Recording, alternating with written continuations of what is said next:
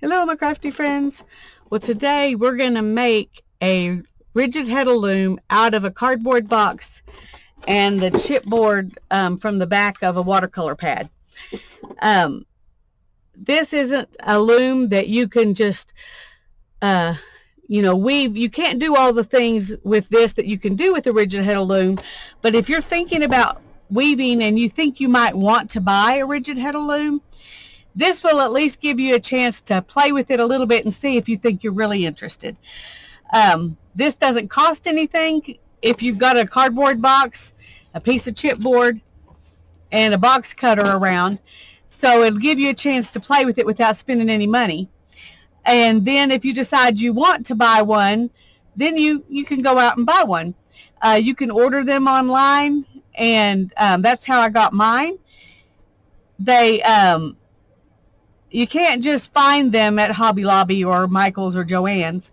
So you have to have kind of a dedicated weaving store if you're going to find one in a store. But online you can find them on Etsy shops and all over the place. That's where I got mine. I'm going to show you my rigid heddle loom, and then we're going to and I'll show you what you can and can't do with the one that we're going to make. Let me pause for a second and get it out. Okay, I can't get out far enough, I don't think. Well, there maybe, for you to see the whole thing. But these are the shuttles that come with the one I bought. And then this stick is what I warped the loom with. It's a warping stick. And here is the shuttle that's just sitting there waiting for me to use it. And this is the rigid heddle, and it looks like this. It's kind of hard to see, but you've got slots, and then you've got holes inside each of these wooden pieces. So when you warp with thread in the slot and thread in the hole, thread in the slot, thread in the hole. And that way you can lift up some of your threads to go underneath them. Let's go ahead and pull this out this direction, because that's okay, you got to watch it. See, sometimes I had that stuck inside, and so when I pulled it out, I didn't pull it out exactly the way I had put it in, and I ended up with, there we go. Okay, so if I bring this up, then I can take my shuttle, and I can, that way I'm bringing up half of my threads, and then I can bring this forward, and then I can bring it down here, and I'm pushing down half of my threads so I can go under the other half.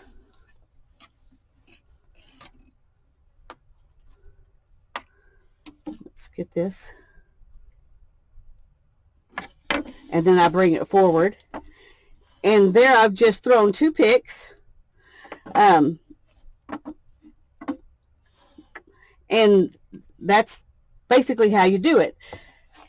There are two main advantages of this over the one we're going to make today, and one advantage is I have this long warp wrapped around back here, so I can make this several yards long. And with our little one in the box, you can only make it as long as your box is. So if this was my box, my weaving could only be about this long, because I have to be able to move this back and forth. Now in this particular one, you can only weave right here, okay? But you roll your warp forward, so you're only weaving in this area. Now when you do it in the cardboard box, you're going to make your heddle inside from here, in here, so that you can work all the way back here. So you have about this much weaving room, whereas here I have this much weaving room. I really can only weave to about here, and then it gets too tight and my shed won't open. But the cardboard, when you don't have that, and then also there's the obvious difference of this is wood, and so it's much more stable and sturdy, and I can be a little rougher with it as far as beating goes, beat things tighter, and make a tighter piece of fabric, because I don't have to worry about it you know, folding in on me or something like you might with a cardboard box. So this is a Rigid Heddle Loom, and this is over here is where I adjust it. And so now then I'm going to put this back down, and we're going to make something sort of similar to this, at least similar enough you can play with it and see if you like weaving. And then you'll know if you want to buy one or not. Now you can get them smaller than this. This one weaves 18 inches wide, and I wanted as wide a one as I could get and still sit in my recliner. And a 24-inch one I borrowed from a friend, and it was too wide. But this 18-inch one was perfect. You can weave something really small in here if you want to. You don't have to weave it to its full width. In fact, I've only got it warped about 16.5 inches. So, because I don't want to go all the way out to the edge, you run into some, if you go as far as you can go out to the edge, you have more chances of something going wrong. So I always weave a little bit smaller. And you can see that it's not, once it's woven, it pulls in a little bit. And so you have a little bit of shrinkage from what you're weaving to what your final product is going to be. Anyway, so my weaving here is probably going to end up about 14 or 15 inches. Let me see what it is right now. Yeah, right now it's 15 inches wide. This is. And once take it off the loom and wash it, it'll shrink up again, and it'll probably end up being about 14 inches wide. So you have to, if you're making like, these are going to be hand towels, and if you're making something like that, you have to know that when you wash it and dry it, it's going to shrink up. But what you're making on your little cardboard Rigid Heddle Loom probably is not something like dish towels that you would wash all the time. Although you could make washcloths, it would be big enough to do that, depending on the size of your box. Anyway, I'm going to put this up and get out the box, and we'll get to cooking. Okay, we've got two different kinds of boxes you can work with.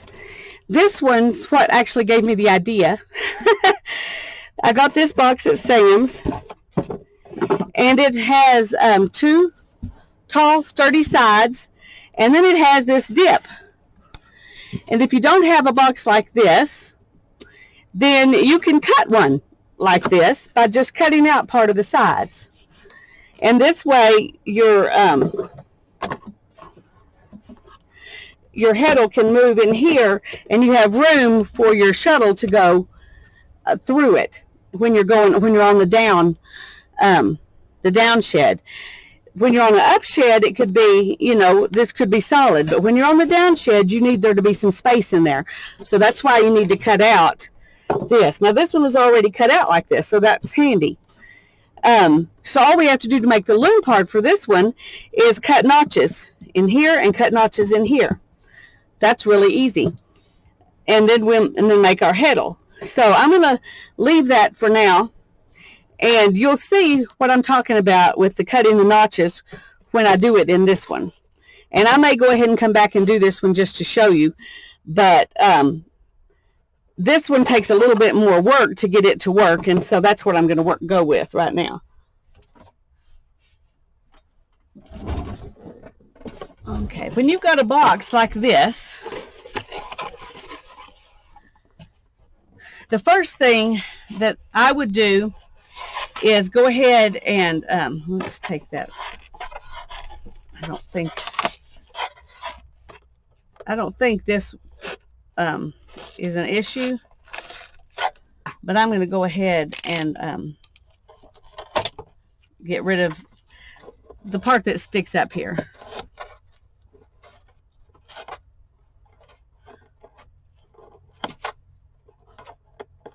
Although it might not be a problem at all. I don't know.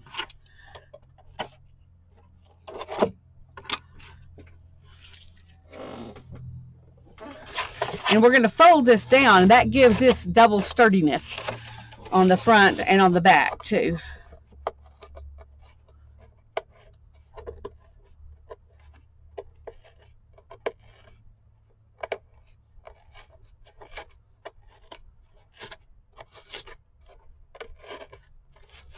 Okay.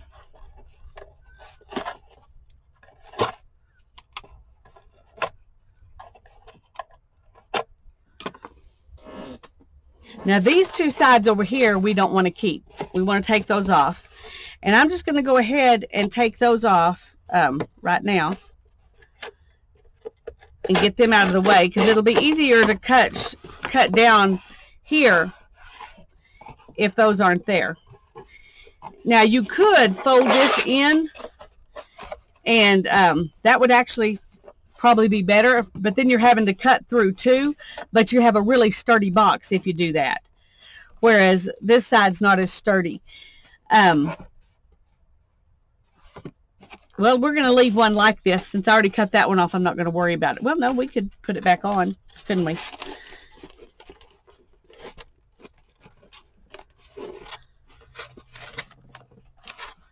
That would make it, definitely make it sturdier. Okay, well, let's just do that. I'm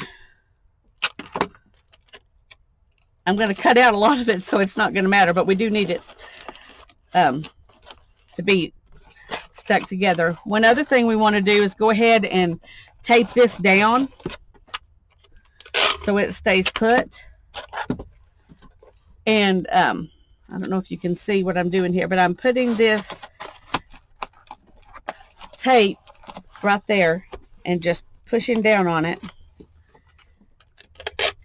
And then I'm going to go ahead and tape this down too. That way we're not, we don't have to worry about it moving on us.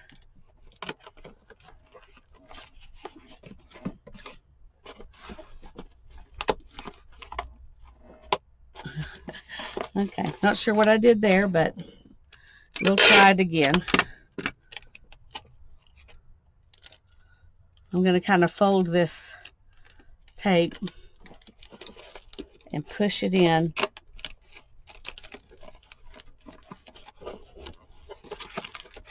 Okay. Oops.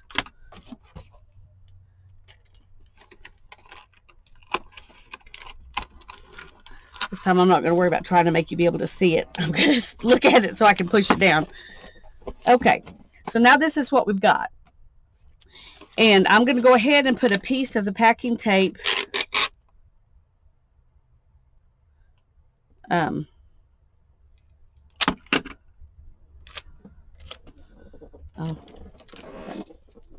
I messed that one up. We want it to be fairly clean cut.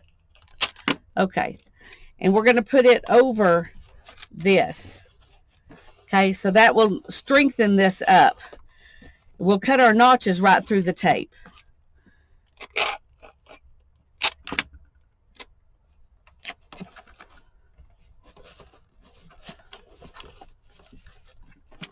Okay, now then on the sides, you want to leave some here. You don't want to go all the way back to here because you want some sturdiness. So you want to leave it about here and take it down and do the same thing over here. And that's probably not the easiest thing to do, making that curve, but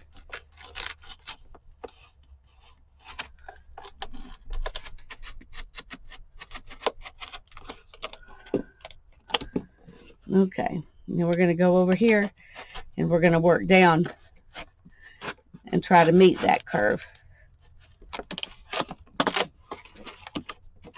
Okay, well, see, that came right off. So, and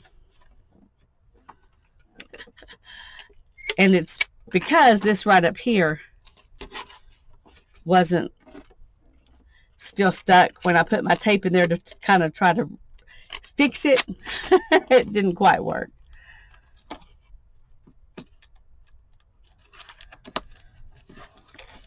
Okay, I am going to go ahead and put some tape on the bottom of this to try to sturdy it up. All right, and we're going to do the same thing. It's kind of messy, but that's all right. We're going to do the same thing on this side. Whoops.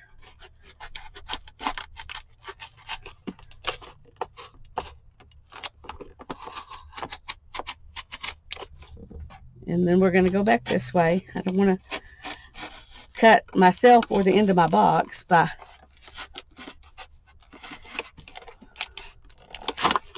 Okay.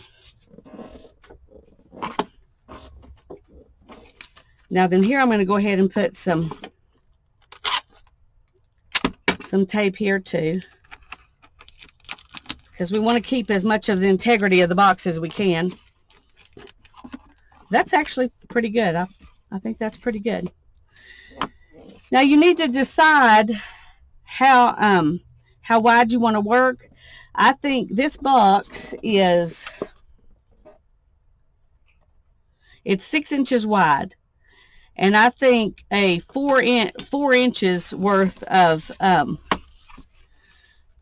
that way I'm leaving an inch on each side. I think that's a good amount. We don't want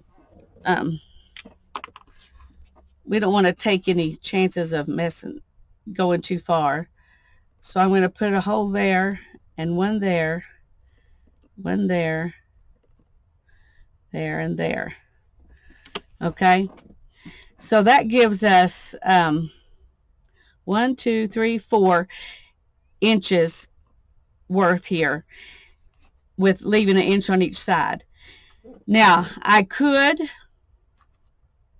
doing this, I could go ahead and put my notches and put 5 notches in here, but if I do that, let me see how much space we've got inside here. Yeah, I think what I'm going to do is I'm going to put my notches in between each of these 1 inch marks. So I'm only going to have 4 notches. That means I can have 4 groupings of thread that will spread out to be 4 inches worth, even though they're in the middle and they're not 4 inches worth here. When you get to your little heddle, that'll be 4 inches worth. So I'm going to go ahead. This box knife is not wanting to stay put where I put it. I'm going to go ahead and make a notch, and I'm going down about 3/4 of an inch. They don't have to be perfectly in the center. You just want to get close to the center as you can. Okay, and I'm going to do the same thing over here because I want them to be like in the basically the same place.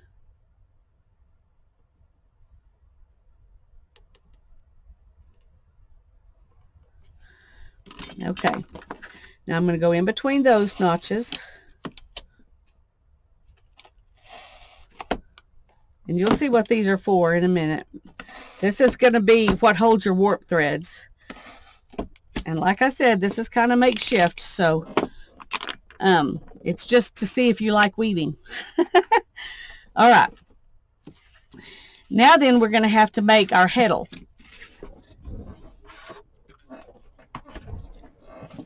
And I'm going to use the chipboard,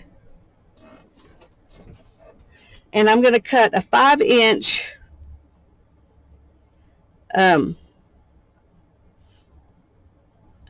piece off.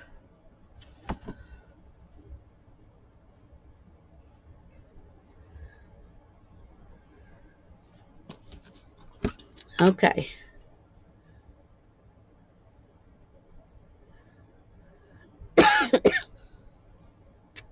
The problem is I can't see.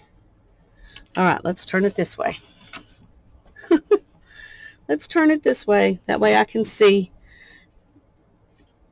if I'm going straight or not.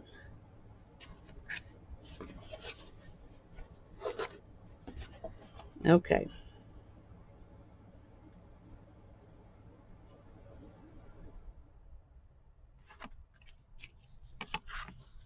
And we're going to go right here, 5 inches.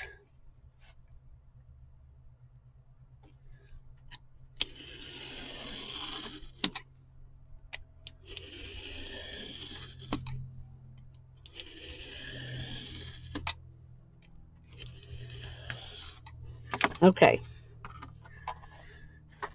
So this is our heddle that's going to go right in here. Okay, so this is the part we're going to move up and down. And it doesn't have to be terribly thick. I think just for ease of handling, we'll make it about 4 inches.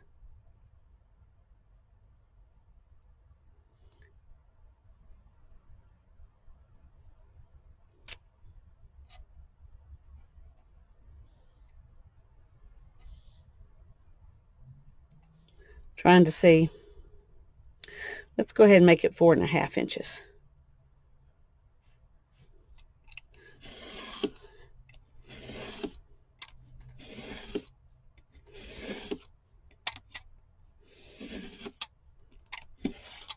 Okay.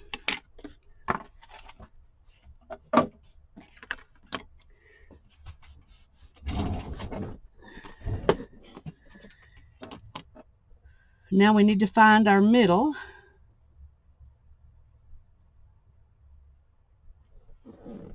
Of the 5 inches, which is 2.5. And I'm going to draw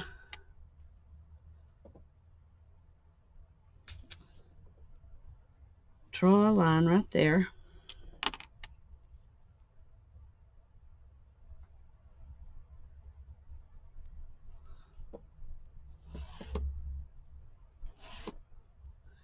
And then I'm going to go over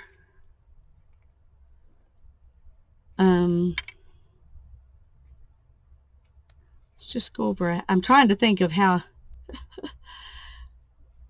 to do this. This, because you're cutting it with a box knife, you can't have as many slots as you would, to put in fine threads. I'm going to use kind of fine threads with it because that's what I've got sitting here already that's cut.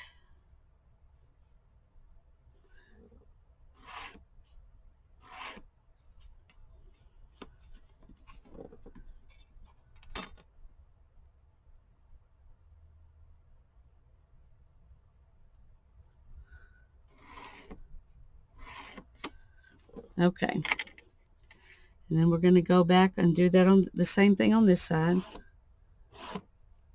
Every 1/2 inch.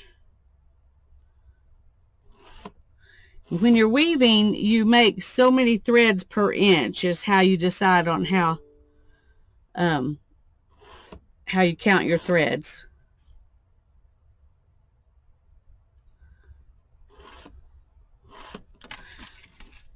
Now I don't want my my cuts to go, they can't go all the way through, so I'm going to have to choose a top and a bottom. And I think I'm going to do 3/4 of an inch from each end.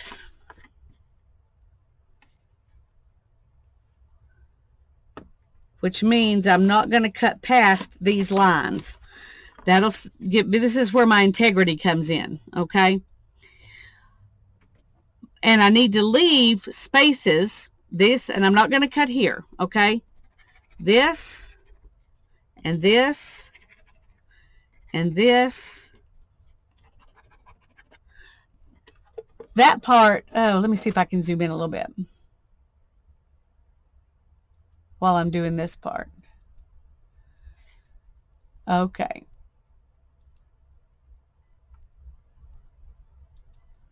Now, this part where I've drawn these squiggles, that's our area that provides stability. So what we want to do is cut on each of these lines. 1, 2, 3, 4, 5, 6, 7, 8, 9. Or maybe right inside them. We need to leave space. Okay. All right, let me just do it this way, okay? I'm going to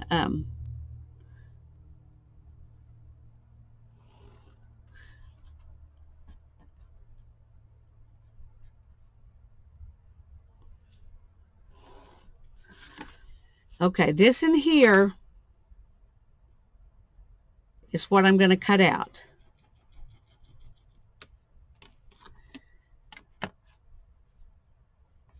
And let's do it from this side too. We want to make even, pretty even ones. Now this is not going to be perfect. I should probably be measuring this, but I'm not. Okay, so we're going to cut this out. So these where I cut this out, that's going to be my slot, which means the threads can move from here to here. So that when I lift it and lower it, it'll let these threads move.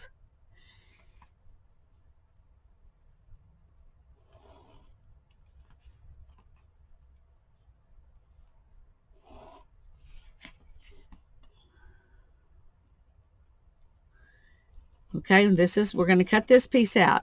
Now in between here, I've got this space that's going to be left, and I'm going to put a hole right in the middle of it.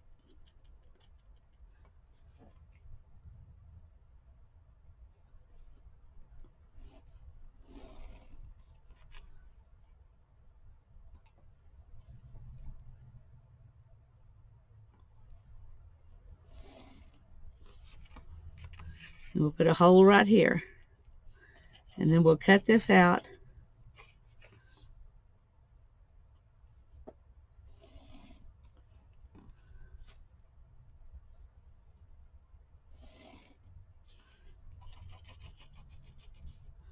And put a hole right there. Same thing all the way across.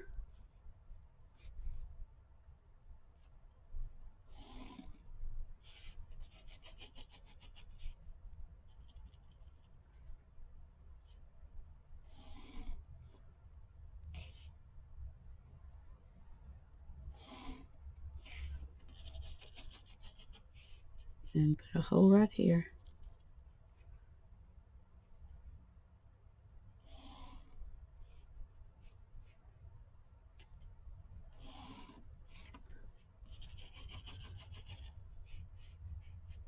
And put a hole right there. Okay, so we've got 1, 2, 3, 4, 5, 6, 7, 8 slots, and 1, 2, 3, 4, 5, 6, 7 holes. And you can do it the other way. You could put holes over here if you want, but you need to have either even slots and odd holes or odd slots and even holes. So I'm gonna make all my holes be in the middle. I'm trying to think.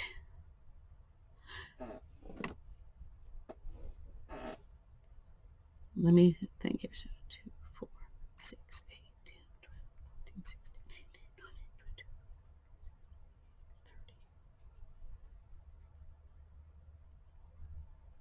30. Okay. Anyway, we're going to cut these pieces out, and then we'll punch out the holes.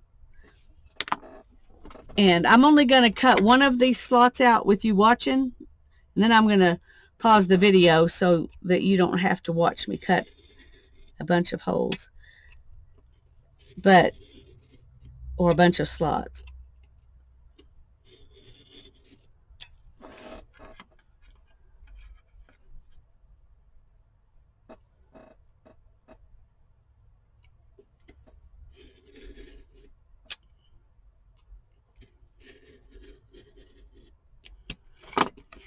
It's hard to tell if I've gone all the way through it or not. Not quite. It's better to do this slowly.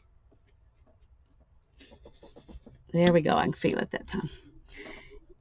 Than it is to try to go too much the first time and mess it up.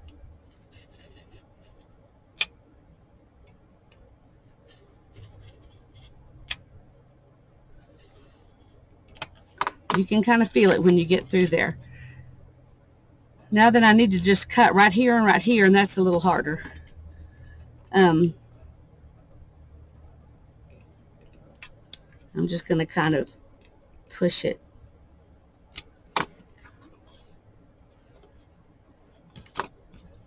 go a little bit again.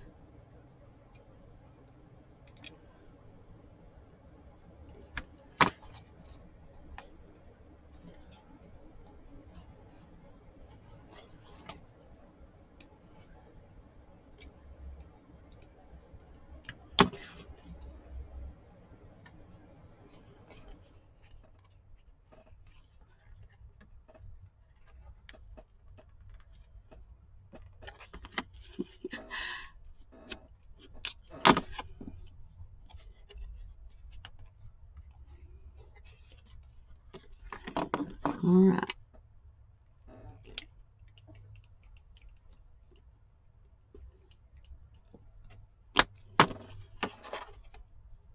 There we go. Now I got that little spot that didn't cut well. It needs to be trimmed out a little bit.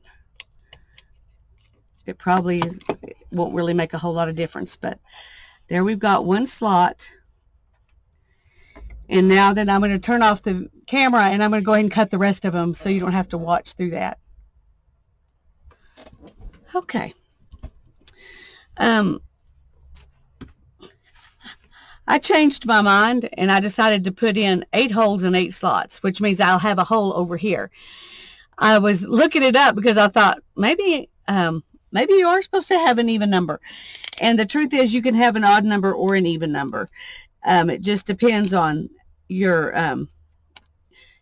you just have to, some types of things that you weave, you want an odd number. Some of them, an even number would be better. So, anyway, I'm going to make it an even number.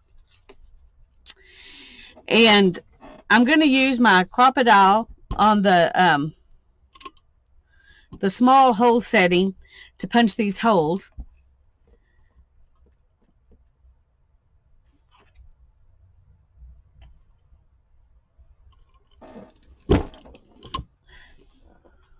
But you can use an awl if that's what you have.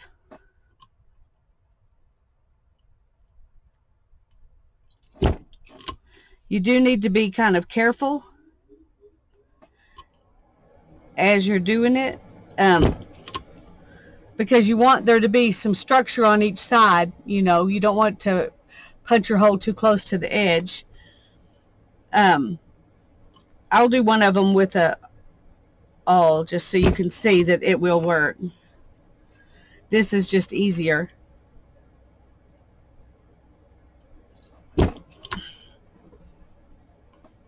And my holes are not absolutely perfectly in line, and that really doesn't matter. Okay, so I've got all my holes except this one. And you can take an awl and go through the last one. But you want to do it with some patience, because doing it this way, there's more of a tendency to, you know, you have a better chance of messing it up.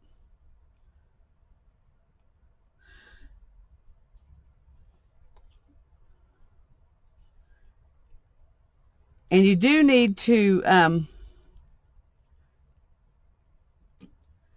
be careful.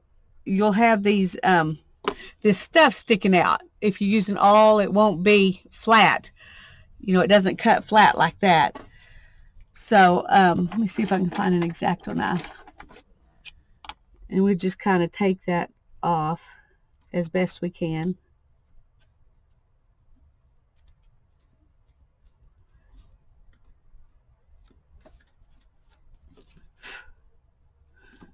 That kind of just pushed the stuff back.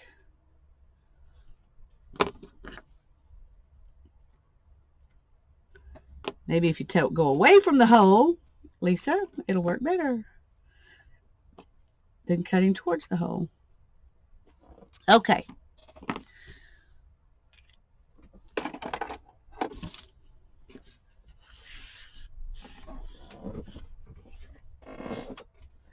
Now we've got our loom. Let me back up a little bit. And we've got our rigid heddle. And you can do this, I don't know if I said this before, you can do this out of regular corrugated cardboard. It just won't be quite as sturdy, and you'll have to be more careful with it. But it will cut a lot easier. So, and these are going to be my warp threads. And what I'm going to do is I tied a knot in one end. And these are really small threads, so I used 12 threads in each one of these little bundles. Okay? And your knot will hold it in place.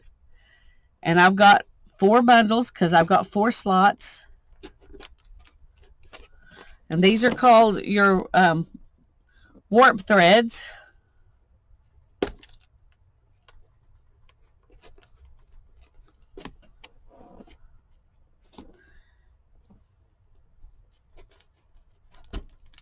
There we go. So I've got 4 sets of threads, but I have to thread them through the rigid heddle as I go. Now I can thread these any way I want. I could, if I wanted to, I could do slot and then a hole and then a slot and then a hole and then a slot, and do all of them, you know, but that wouldn't be very interesting. So what I am going to do, because I have 12 threads here,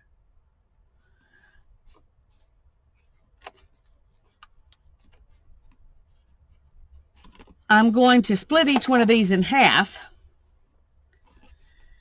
And then I've got 8 holes and 8 slots. So if I split one of each of these in half, that gives me 8, right? So okay, that'll give me 8 bunches.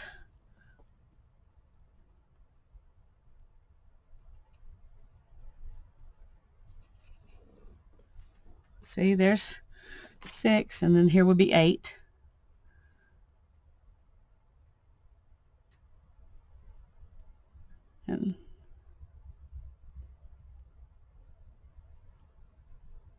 And this is one reason I decided to go ahead and make the other hole, because it evens things out. Now then, I've got 8 holes, but I've also got, 8 slots, but I've also got 8 holes. So what I need to do is put 4 through each slot and 4 through each hole. 3. 3 through each slot and 3 through each hole. So I'm going to move these back out of the way, and we're going to start with this one. And I'm going to divide it into 3 and 3. And the first 3, I need a hook. The first 3 I'm going to put through like this. And then I'm just going to put it down there. That'll get it out of my way. And then these 3 I need to take through the hole. And somewhere I have a floss threader. I can't find it, but I do have a needle threader here, so I'm going to use the needle threader if we can. Floss threader would be a lot easier. Actually, I'm going to find a floss threader. If you don't have a floss threader, a crochet hook would work great. I just don't happen to have a crochet hook handy, and I do have a floss threader handy, so these floss threaders, they come in handy for a lot of things, but weaving is one of those things. So you just stick it through like that, and then I just put this through the hole. Voila, there we go. And then we're going to take the next 3 and put them through the slot.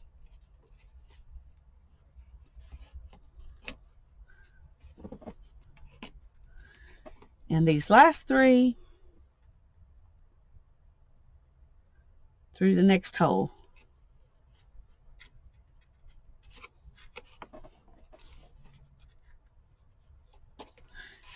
Now then, you don't have to go ahead and put them through here yet, but it just helps things stay in place better. So we're going to do the next bunch. And I'm going to take the first 3 threads and go through the slot.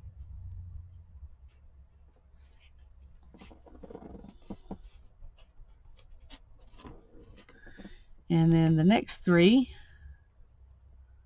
with my floss threader.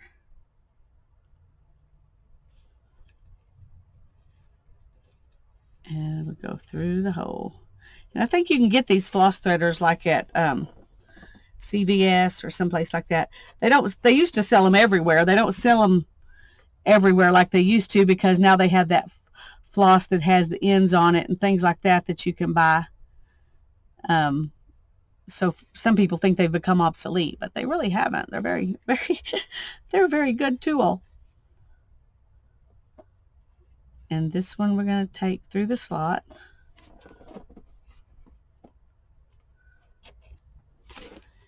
And this last 3 in that little bunch, we'll go through this hole.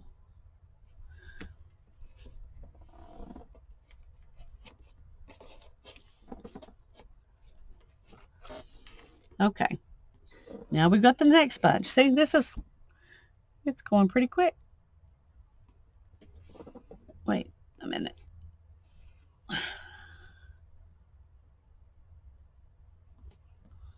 All right. These 3 through the slot. And then we'll grab the next 3.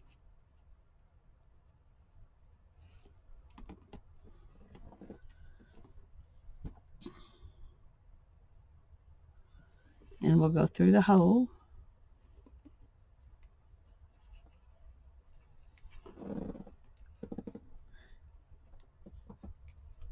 And there are instances where you probably ought to take your floss threader out before you put it in there. There are instances where you might want to just put 3 through a slot and 2 through a hole, or certain colors in all your slots and other colors in your holes. Okay. 3 through 3. All right, I got 1 extra thread in this bunch of threads. It's not a big deal because this is just an example, but if you wanted to, you could cut one of these off. Well, let's just do that so you can see that you can fix it if you mess up like that. Now, if I only had 2, that would be a lot harder thing to fix. But we can take one away pretty easy. All right, what did I do with my floss threader? Oh, here it is. Okay.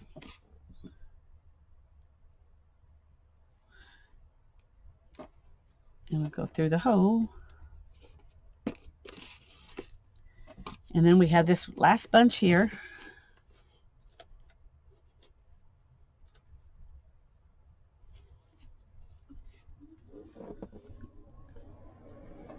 And we're going to take 3 of them and go through the slot.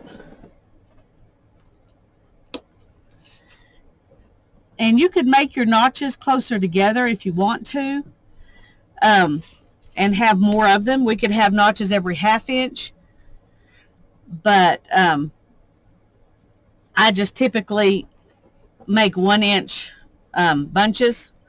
The amount of ends that are going to be in 1 inch, just that's how I've always done it. If you did make them where you split them up a little bit more, you would it would be your spreading out your warp evenly would be a lot faster, and you can do that.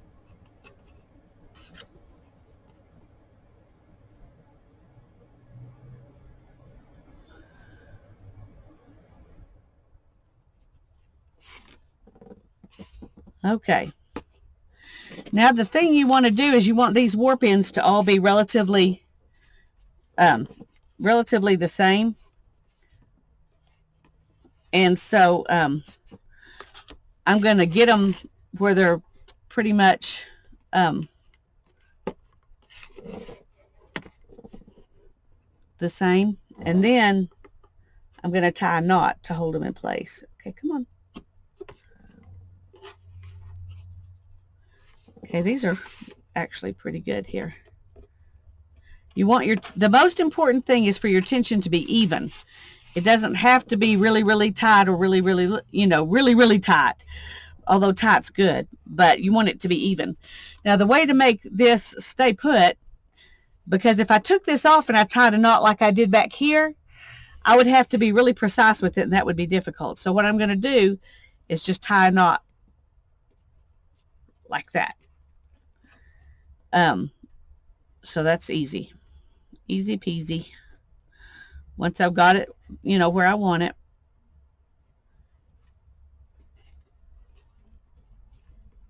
And that'll hold it in place. And all of these steps are the same steps you do on a rigid heddle loom, except there's another step of rolling your warp on. And we don't have to do that because our warp is just this big.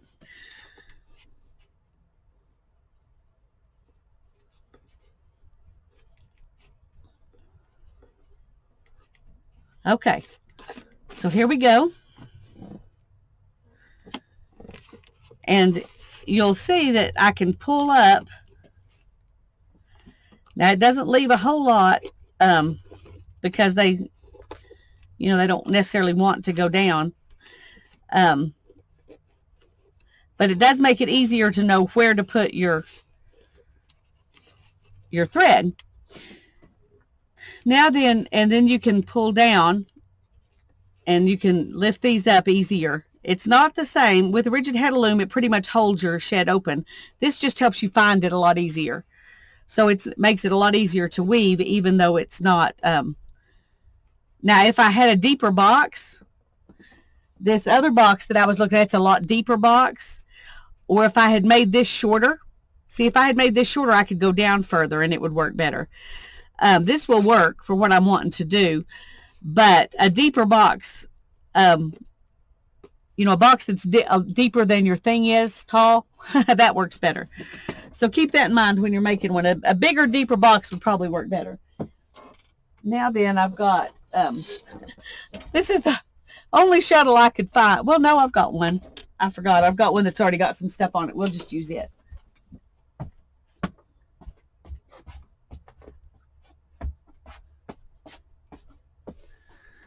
This one's still bigger. You really want one that's just a little bit bigger than your warp is, but that's all right. And you could use a needle. It would need to be a pretty big needle probably. But anyway, so what we're going to do is we're going to raise this up, and I'm going to use the edge of the, and I'm just putting it underneath the threads coming out of the holes and over the threads that are in the slot. Okay. Now, one thing you can do is take this and stick it right in there. And then you press it with your heddle. And then I'm going to lay it down so I can find these slot threads easier.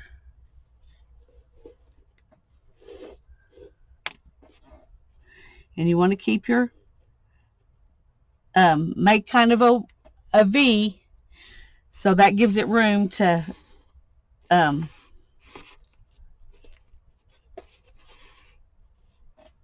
then we're going to do the same thing again. We're going to go up. So I'm watching because this doesn't give me as big a shed. So I'm just making sure I'm going under the right ones. But it's a lot easier to go under them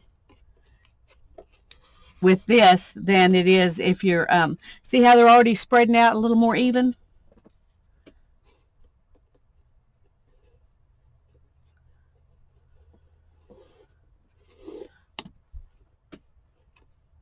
If I had used a really fat yarn first, it would have spread out a lot faster. But this is what it looks like right now. Now, because I've got such space between these, a thick yarn would have made a tighter weave.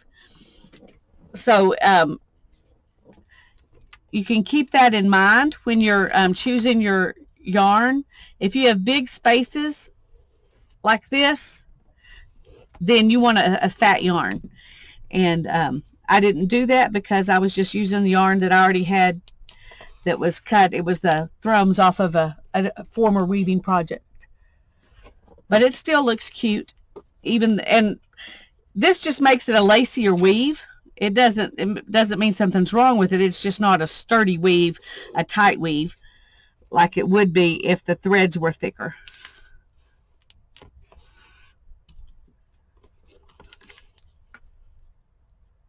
And then we're going underneath the ones in the holes.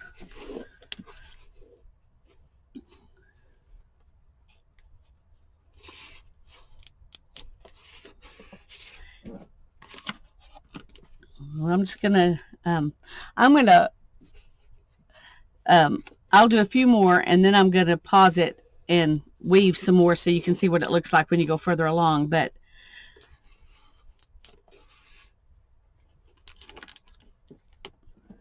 anyway, I thought there might be some of you who wanted to weave and couldn't afford to buy a loom, and you might find this fun. Or if you've been thinking about it but not sure you want to invest in a loom, then maybe this will help you decide.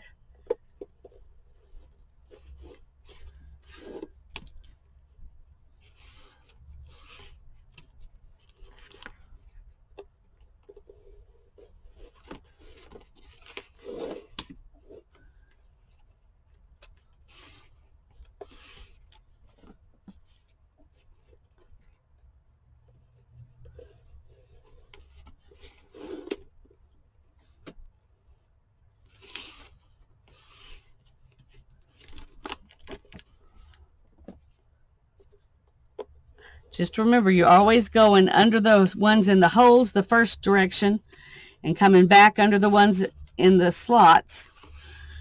And that's if you start on the left and go to the right.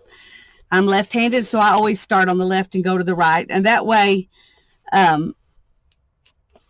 if I'm doing some kind of a pattern, I don't have to think about it. I know that where I start, so I know what part of the pattern starts where, and it's not something I have to think that much about. Now, because there's so much space here, see, it looks pretty solid, even though there's a lot of space between the yarns. If I let me just change yarn here real quick. When you're going to change yarn, what you do is you just come back through, or you can just come back right here if you want to, and if you want your join to be on the end. I always do it in the middle. That way I don't have a bunch of heavy spots on the end. Anyway, so hold on a second. Let me find some different yarn, and I'll show you putting fatter yarn in and how it changes. Okay, this is some of the yarn that you're supposed to, well, I don't know. I thought it was some that you're supposed to, it's got these little holes here for you to crochet so it makes like bubbles, but we're not going to worry about that. And I'm just going to pull off some of it. I don't know what I did with my scissors, but obviously I don't know where they are at the moment. Okay. Now then, we're going to go up, and I'm just going to do this with my fingers.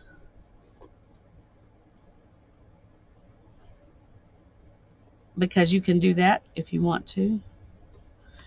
And the, oh, no, we need to come this direction because this is where we ended. All right, let's go down.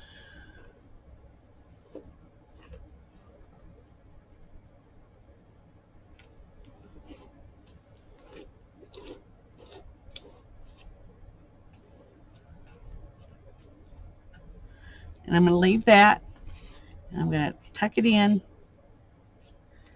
and I'm going to raise it up and go under these.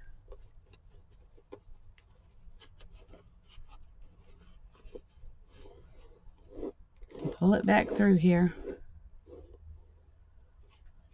And then I'm going to take this and I'm going to tuck it back under here with a couple of these.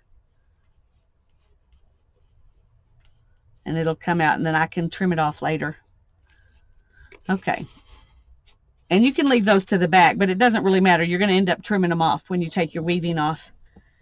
Anyway, so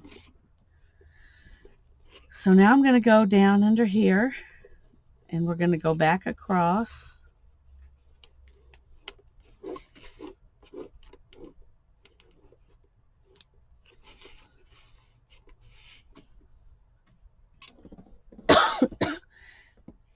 If I had really thick yarns in my warp, you could see the warp more. Because I had skinny yarns in my warp, mostly all you see is the weft. So that's something you need to think about when you're making your warp. Do you want the warp to show, or is it just for stabilization? And you can decide that.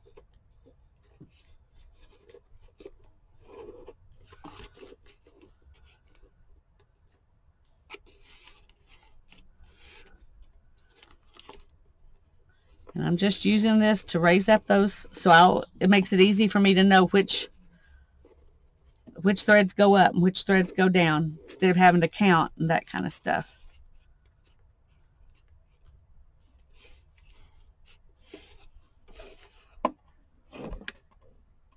So this is what it looks like now. We're going to go back through again.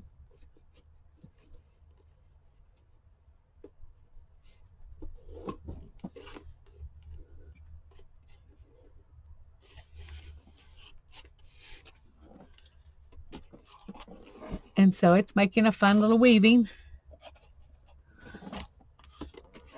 And what I could do, and what I could have done before, is that I could have just put, let this sit beside it.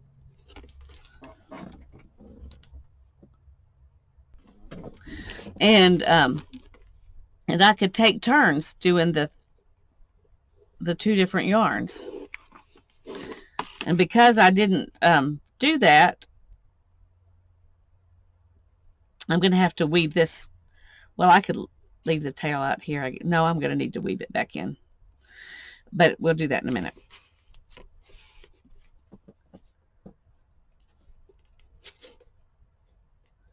The shuttle, you can see, makes it easier.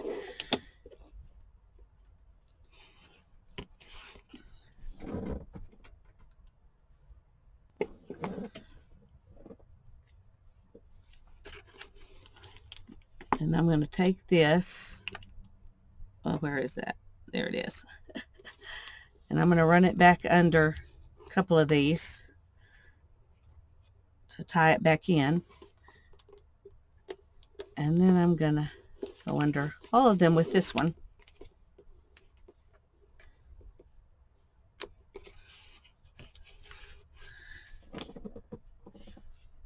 And then I'm going to do the same thing here. I'm going to go ahead and go back across with this.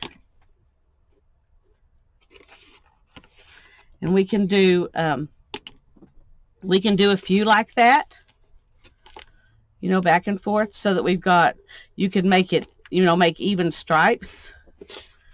Okay, come on.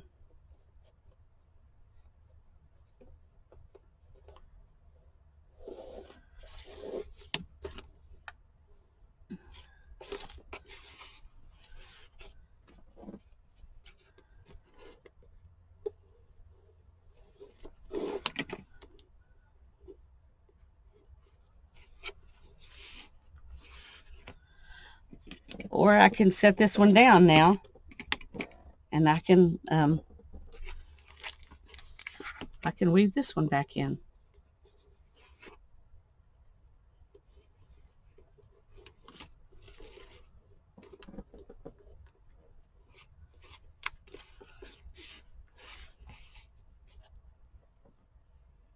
And then come back across.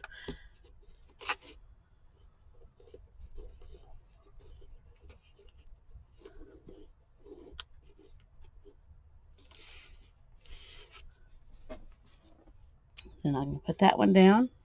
And because I'm laying one down underneath and coming across, see, I'm locking the next one in.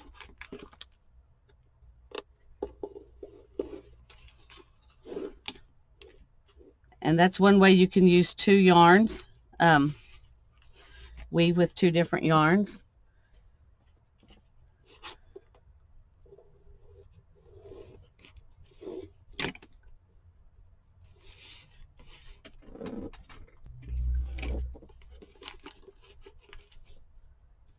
I'm going to go ahead and do back and forth one more time with this, and then I'll bring in the thicker one,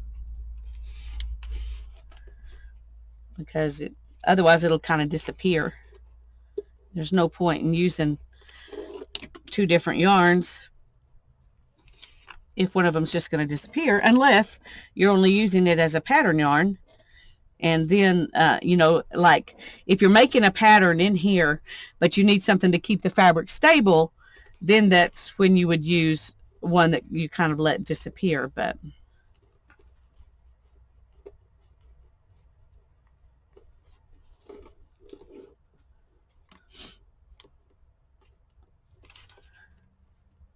let's get that piece of thread off there.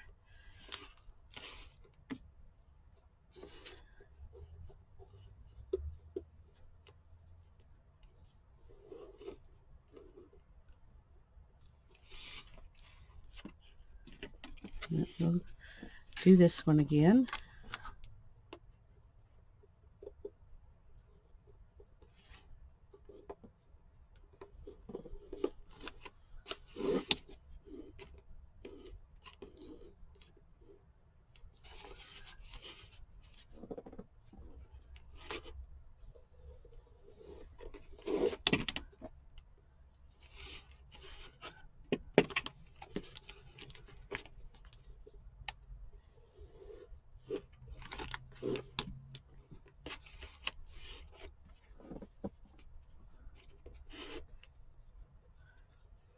And if you tilt your heddle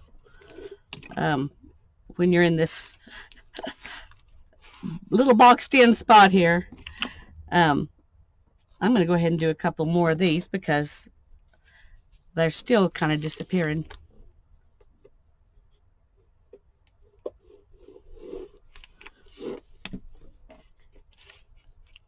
And you don't want to pull in your sides, so you want to make sure you give it room to come in.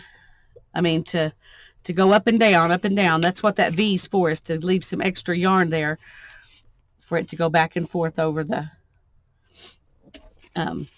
warp threads.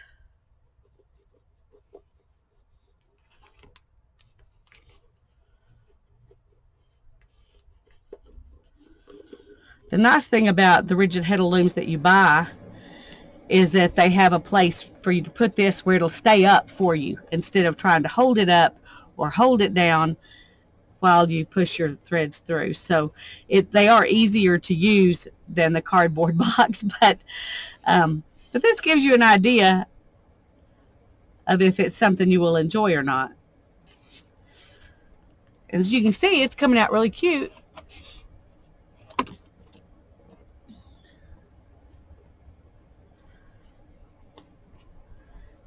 I'm going to go ahead and do a few more of these, and then we'll call it good.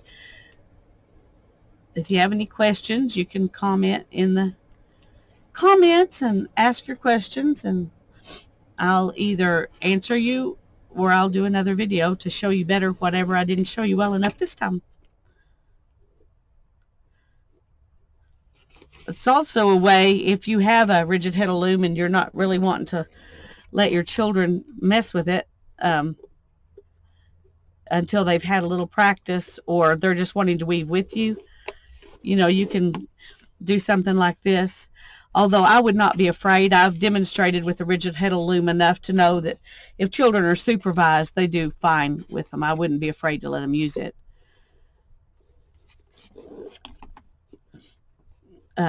If they're supervised, unless you know, some kids are just generally more careful than others, and if you have one of those kids that's just generally pretty careful, then you probably could show them a little bit and let them go, but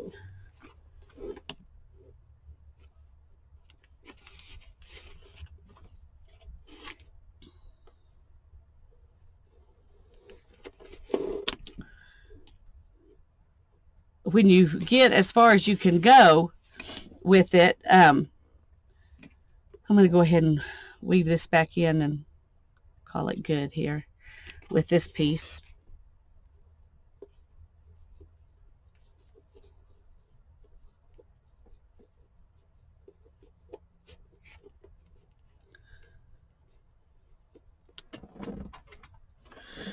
I do want to say, if you're doing something that's going to be a wall hanging or something like that, that you're not going to finish by washing it, then you might want to leave all your tails out the back so you won't see them. But if you're going to wash it and shrink it a little bit, then after you wash it, you can just clip these off. So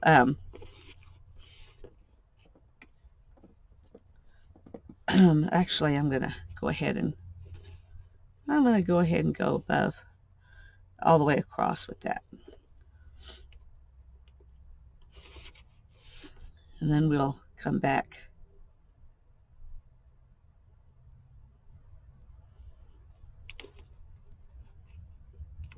under these two to lock it in place.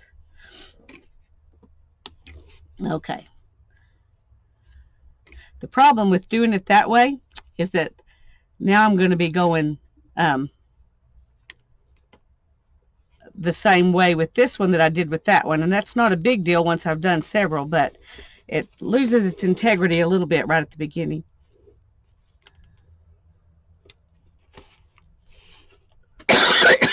You will see warp threads more this way than you would have if I had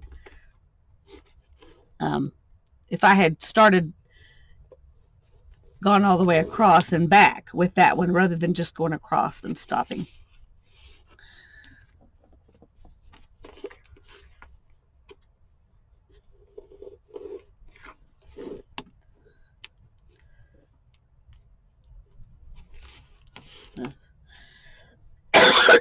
Excuse me. Now, if I had gone ahead and kept, with the big one too, this would have made a really cute mug rug. As it is, it's, you'd have to have a little cut because it's not going to be even. Of course, I could add some more back in if I want to, but this is more an example than anything. I'm not planning a use for it, but this size would make cute mug rugs, and you could make them for Christmas. And when you get it the width that you want it, then you just tie off the warp threads on either side and leave them as fringe for your little mug rug. So you don't have to go all the way to the end, just all the way down just because you could. We'll pretend like that. I'm just going to go and make it kind of like this on the end. And we will pretend like that's what we're going to do with it. And I'll show you how to tie it off. And this is real easy to tie off because it's already pretty much divided up into, let's go up here.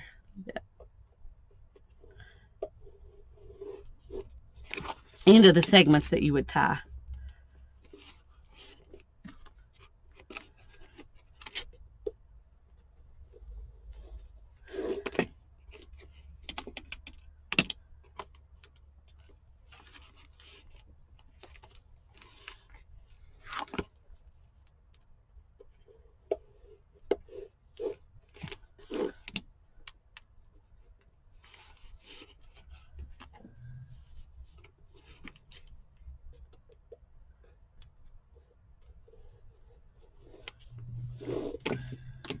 When you're showing people, about this who don't really know much about it, they sometimes have questions that you don't think of because some things you do automatically. So in person, it's easy to address those because they can just say, hey, what about that? And then you can show them immediately. which is harder to do when you're showing on a video. But anyway, like I said, if there's anything that that I didn't explain well, just let me know, and I will try to answer your questions.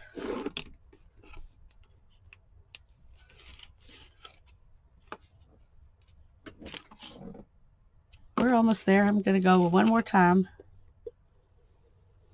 and then we will tie it off, and we will be through. Yep. And then I'm going to come through here. Oops. And come out right here. Uh-oh. I didn't have it unwound, and I missed. That was not a good plan. You don't want to do that. Okay. Now then, this is our little mug rug here. And so what I'm going to do is tie off this. You've already got fringes over here.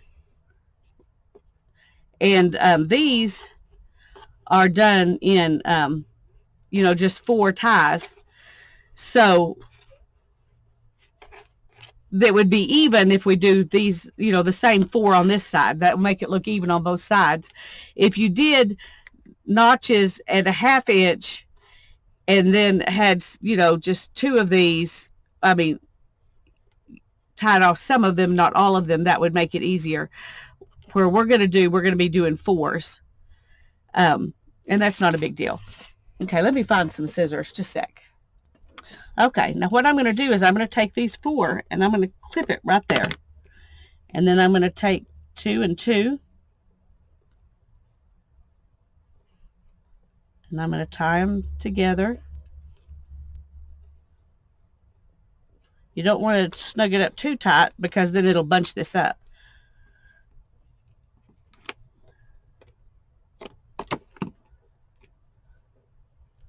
So you want to kind of keep it taut while you do it, like you were, you know, on the warp. And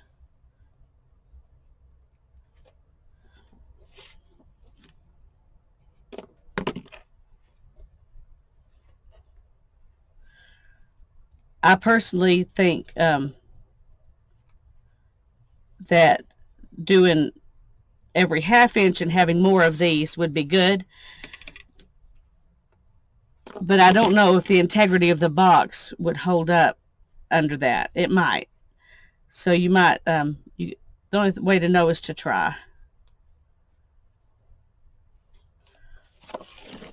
And then we'll just do this.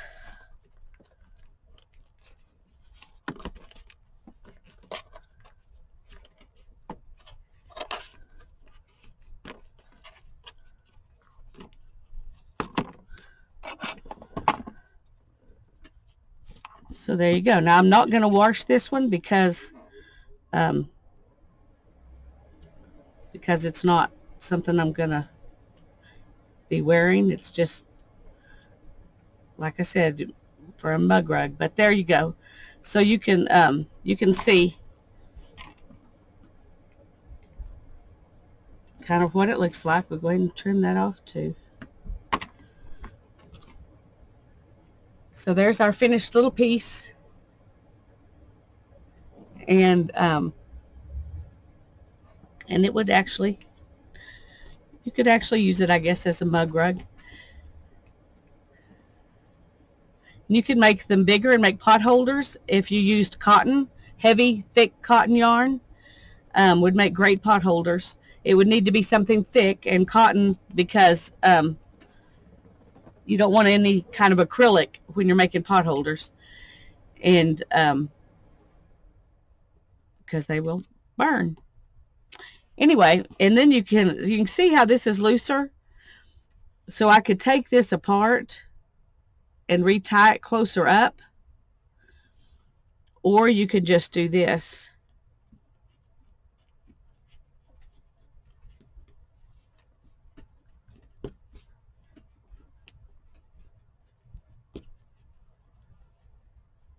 And that way it's fills it out. Fills in the whole worm. Now it's big enough I could actually put a mug on it. Okay. Well, I hope this inspires you, and I hope you have some fun with it. It's a cardboard box and chipboard and a cutter. God bless you. Bye-bye.